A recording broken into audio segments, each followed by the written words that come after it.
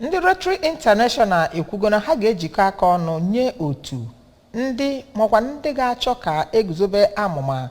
nke ga-ewulite ọdịmma ndị mmadụ n'ibezi obibi. Gọvanọ District 9142 bụ nke mejupụtara steeti enwere na mpaghara South East gụnyekwara Cross River na Akwa Ibom bụ Grace Okaro, Rotary Grace Okaro, mere ka amata nke a n'oge ọ kpọtụrụ onye isi oche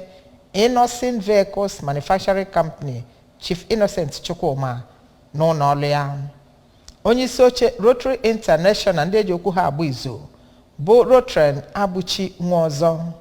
Assistant Governor Rotary nakwa ndị chibugoronu bụ ndị gọvanọ na Rotary tinyekwara ndị president na mpaghara dịgasị iche iche na Nnewi so wee mee ya bụ njem. Ka anyị wetara gị akụkọ a site na studio anyị.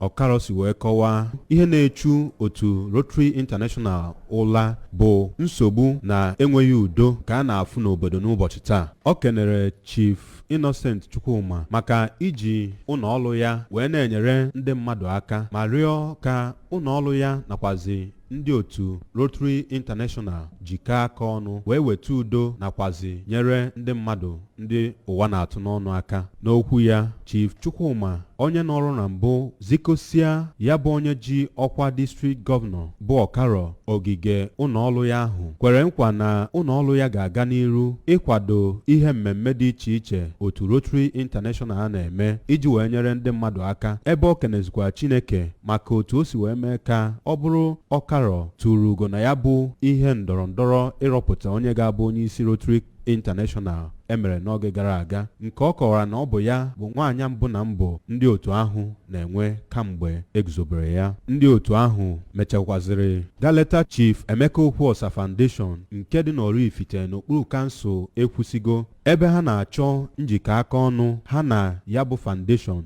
maka ọdịmma ndị mmadụ n'ihe banyere ahụike. Onye ji ọkwa General Manager nke ya bụ foundation bụ Nwaada Amanda Obidike nakwazi onye na-ahụ maka mgbasa ozi nke ya bụ otu bụ Sa Oseloka Ọfọ kweziri nkwa na ha ga-agbanyesi ike inye ya bụ otu Rotary International nkwado otu o kwesị iji wee hụ na ebumnobi ya pụtara ihe.